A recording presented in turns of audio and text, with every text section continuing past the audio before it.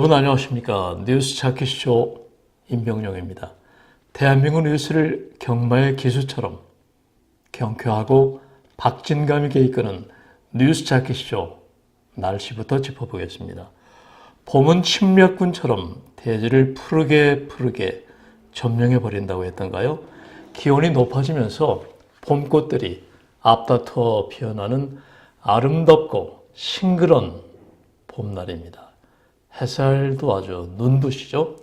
자, 어깨 한번 활짝 펴보시면서 이 봄 기운과 함께 하십시오. 뉴스 찾기 쇼 시작하겠습니다. 오늘 첫 소식은 남북 정상회담이 4월 27일 열리는 것으로 최종 확정됐다는 내용입니다. 문재인 대통령 또 김정은 북한 노동당 위원장 간 정상회담이 오는 4월 27일 판문점 남측 평화의 집에서 개최하는 것으로 합의됐습니다. 지금 전 세계가 북핵 문제, 비핵화를 두고 상당히 빠른 발걸음 그런 그 행보를 보이고 있죠. 문 대통령의 대북 특사단이 지난 5일 방북해서 4월 말 판문점에서 정상회담을 개최하기로 했었는데 구체적인 날짜를 이번에 확정한 것이죠. 남북은 이 같은 내용을 담은 공동보도문을 채택했습니다. 이와 함께 남북은 정상회담 준비를 위해서 다음 달 4일 판문점 남부측 지역에서 의전, 경호, 보도 관련 실무회담을 개최하기로 했습니다.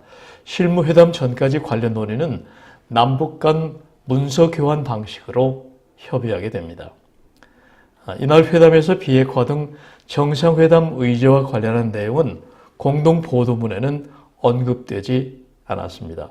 이와 관련해서 통일부 고위 당국자는 회담 후 브리핑에서 의제에 대해서 양측 간 충분한 의견 교환이 있었다면서 다만 비핵화 등은 정상 간이 앞으로 논의될 사항이기 때문에 시간을 갖고 구체적인 표현을 정하는 것이 좋겠다는데 인식을 같이 했다고 밝혔습니다.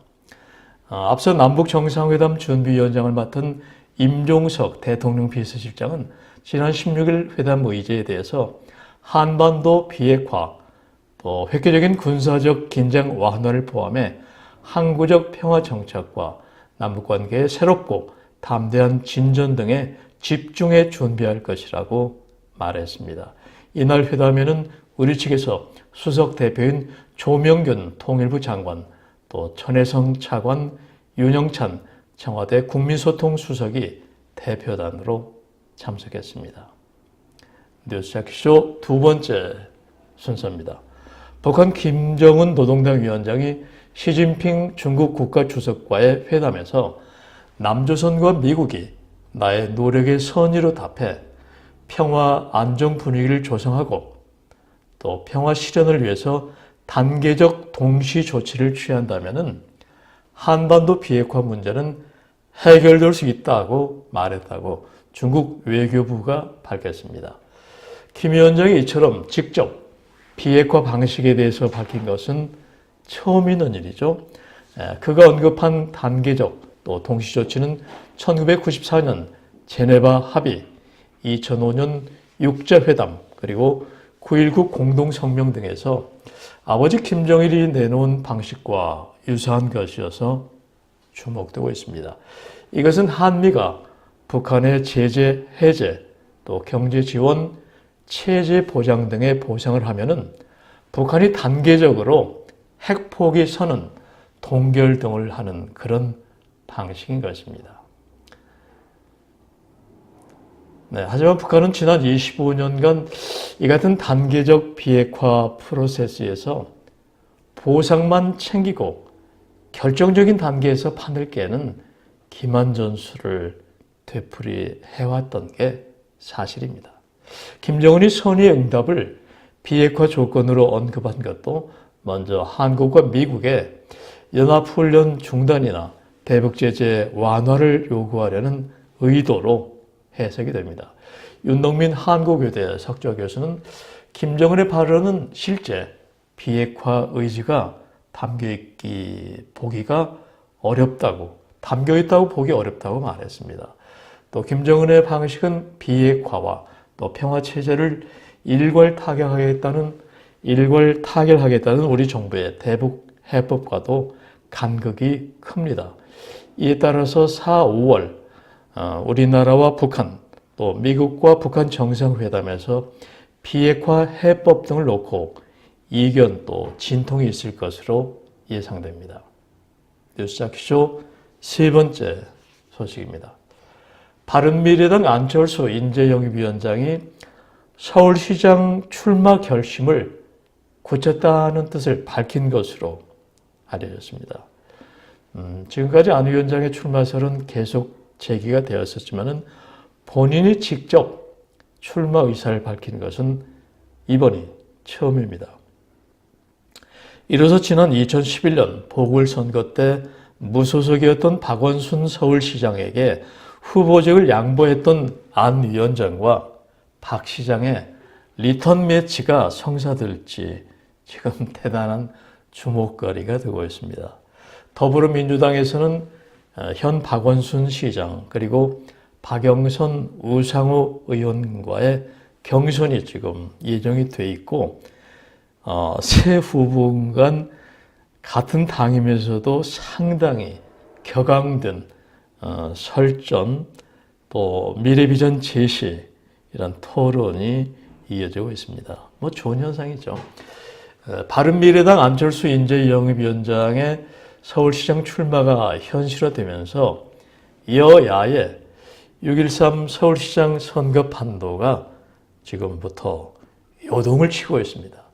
더불어민주당 일각에서는 안 위원장이 나오면은 결과를 예측하기 어렵다는 판세 분석이 나오고 있습니다. 안 위원장 측 관계자는 안 위원장이 당 안팎의 출마 요구에 대해서 오랜 시간 숙고하다가 출마하기로 결심을 했다면서 처음에는 민주당 경선을 지켜본 뒤에 공식 출마 선언을 최대한 늦추려고 했지만은 정면 돌파하기로 했다고 말했습니다. 가장 강력한 상대 후보가 누구로 결정되느냐에 따라서 내가 얼마나 그 실력을 상대방 후보를 누를 수 있을까 이걸 좀 더 보기로 했는데 당내에서 상당히 빨리 나가십시오 이렇게 압박을 했었던 것이죠. 그래서 이런 결과 이제 출마를 선언하기 이르렀고 다음 주 초 안 위원장 측이 그 출마를 공식 선언할 것으로 알려졌습니다. 이런 가운데 자유한국당이 마땅한 서울시장 후보를 내지 못하고 있어서 민주당 서울시장 후보 그리고 안 위원장 간에 사실상 1대1 구도로 빅매치 선거가 이루어질 수 있다는 관측도 나오고 있습니다. 바른미래당 관계자는 이런 구도가 만들어지면 충분히 우리가 이길 수 있다고 밝혔습니다.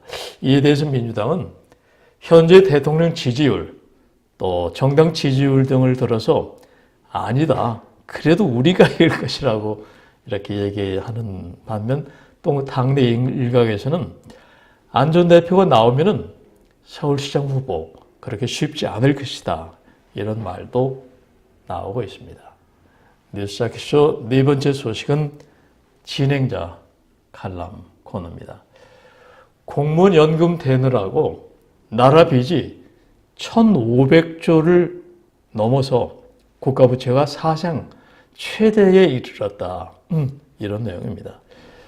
그동안 전 정권에서도 이 문제를 경쾌하게 해결할 만한 그런 여러 가지 논의들이 있었습니다만은 아직까지도 이 공무원 또 군인에게 지급돼야 될 연금 문제가 국가 부채의 절반을 넘어서면서 지난해 나라 빚이 무려 1,500조 원을 돌파했다 그러네요. 이 연금 관련 부채는 국가가 당장 갚아야 할 빚은 아니지만은 현 정부가 임기 내 공무원 수를 지금 17만 명 이상 늘린다는 그런 대통령 공약이고 실제로 지금 시행 과정입니다. 중장기 교육을 볼 때 이렇게 되면 재정 건전성이 크게 훼손될 수 있다는 우려가 나오고 있습니다. 국가 부채란 뭘까요? 경제 활동하는 사람들 생각하시면 될 겁니다. 개인도 부채가 빚이 있고 가정 경제 빚도 있고 국가도 빚이 있는 것입니다. 그러니까 이제 국가 부채를 좀 설명드리면은 국공채 발행액 또 국가가 반드시 갚아야 하는 직접 채무에다가 공적연금 충당액 그리고 공기업 부채를 비롯해서 미래 상황에 따라서 변제 여부와 규모가 달라질 수 있는 빚을 더한 것을 의미합니다. 이 전체를 당장 갚아야 할 돈은 아니지만은 나라 운영에 있어서 신중히 고려해야 하는 넓은 의미의 나라 빚입니다. 이 빚 액수가 커지면 커질수록 나라 운영의 허리도 휘청거리게 되는 것은 당연한 일이죠.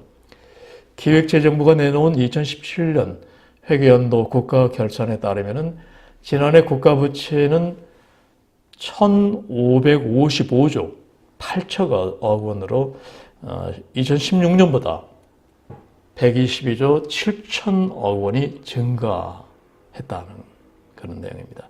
전체 나라 빚을 인구수로 나눈 1인당 국가 부채는 3,024만 원에 이르는데 이것은 국민 한 사람이 저나 여러분이나 모든 사람이 다 3천만 원 이상의 빚을 지고 산다는 그런 의미이기도 합니다. 이처럼 나라 빚이 급증한 것은 정부가 향후 76년 동안 공무원 연금과 또 군인 연금을 지급하는 데 드는 돈인 연금 충당 부채가 지난해 845조 8천억 원으로 2016년보다 93조 원 넘게 증가했기 때문입니다. 그러니까 전체 부채의 54.4%가 앞으로 공무원과 군인의 노후 대비에 들어가는 셈입니다. 정부는 2015년 퇴직자 연금 수령액을 동결하고 연금 수령 시기를 60세에서 65세로 미루는 공무원 연금 개혁을 했지만은 국민 눈높이에는 여전히 미흡한 수준입니다. 그나마 국민연금은 아직 손도 대지 못하고 있는 현실입니다. 2016년 연금 부채가 92조 7천억 원 늘어난 데 이어서 작년에는 93조 넘게 부채가 늘면서 실패한 개혁이 돼버렸기 때문에 지금 이렇게 공적연금이라든가 여러 가지 국가 빚으로 나라의 허리가 지금 휘청거리고 있는 것입니다. 김영화 순천향대 IT 금융경제학과 교수는 공무원 군인 연금에 대한 개혁이 나서지 않으면 다음 세대에 부실을 떠넘기게 될 것이라고 경고했습니다.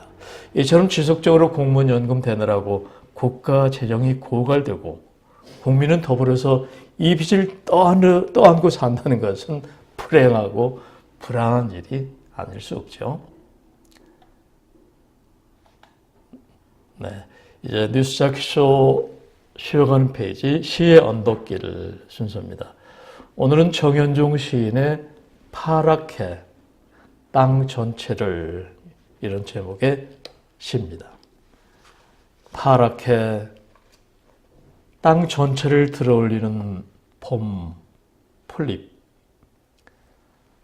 하늘 무너지지 않게 떠받치고 있는 기둥 봄 풀잎 그림 속의 여자도 개구리도 꿈틀거리는 봄바람 속 내 노래 물소리는 저 풀잎들 가까이 흘러가야지. 네. 시인의 감각은 언제나 풋풋하면서도 좀 엉뚱하고 또 그러면서도 섬세하고 아름답죠. 파랗게 땅 전체를 들어올리는 봄 풀잎. 그 연약한 봄 풀잎 몇 가닥이 땅 전체를 들어올린다고 시인은 그런 감각으로 본 것이죠. 시 언덕길 오늘은 정현종 시인의 파랗게 땅 전체를 이라는 시 소개해드리겠습니다. 이번은 생활뉴스 소식입니다. 첫 번째 소식은 정부가 민간 자본으로 건설된 전국의 고속도로 통행료를 지속적으로 내리겠다고 밝혔습니다. 김현미 국토건설부 장관은 서울 외곽순환도로 북부 구간 운영사인 서울고속도로 회사를 방문해서 상반기 중에 민자고속도로 전반에 대한 통행료 인하 로드맵을 수립하겠다고 말했습니다. 특히 통행료가 일반 고속도로의 2배인 천안 논산 고속도로 통행료는 우선순위로 내리는 방안을 연내에 마련할 것이라고 밝혔습니다. 김 장관은 서울 외곽 고속도로 통행료 인하는 국민 부담을 줄이고 민자고속도로의 공공성을 강화하는 첫 번째 사례로 그 의미가 크다고 강조했습니다. 생활뉴스 두 번째 소식입니다. 여러분 맥주 좋아하십니까? 4월부터 소규모 주류 제조업자가 만든 하우스 맥주를 대형 마트와 편의점에서도 사 마실 수 있다는 그런 내용입니다.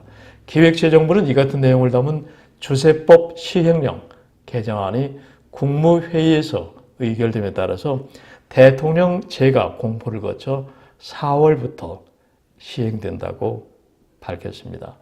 이번 개정안에서는 소규모 주류 제조업 면허 요건 가운데 식품 적백업 영업허가 신고를 삭제했습니다. 소매점 유통을 전문으로 하는 소규모 주류 제조업자에게 불필요한 요건이라고 판단했기 때문입니다. 다시 말해서 전에는 하우스 맥주를 만들려면 음식점, 주점 영업허가를 취득해야 했지만 이제는 없어도 제조가 가능하다고 합니다. 자, 이제 뉴스자키쇼 마무리 순서입니다. 여러분 옆자리에 일을 잘하는 동료가 앉아있다고 하면 능률이 오를까요? 내가 능률이 떨어질까요? 이런 말 들어봤죠? 옆자리에 일을 잘하는 동료가 앉아있으면 능률이 배가 된다. 이런 얘기 들어봤을 것입니다. 그러니까 옆자리에 일을 잘하는 동료가 앉아있으면 이와 더불어서 좋은 쪽으로 작용한다는 그런 의미인데요. 이를 심리하기 위해서는 더불어 작용하는 긍정적 스필오버 효과라고 합니다. 스필오버란 넘쳐 흐른다는 뜻이죠. 아주 가까운 예로 요즘 점심 식사 후에는 슬슬 졸음이 오고 있는데 이렇게 조는 사람, 졸고 있는 사람 옆에 있으면 왠지 나도 조금씩 눈이 감기는 원리와 같습니다. 경제에서는 이를 생산성 효과를 내는데 활용한다는군요. 공부 잘하려면 공부 잘하는 친구 옆에 앉아야 하고 노래 잘 부르려면 노래 잘 부르는 친구와 자주 어울려 다녀야 한다고 합니다. 또 부자가 되려면 부자를 잘 관찰해야 한다는 의미이기도 하죠. 자, 노래도 잘 부르고 부자 되십시오. 뉴스프리존 뉴스 찾기쇼 지금까지 편집국장 임병영이었습니다. 감사합니다.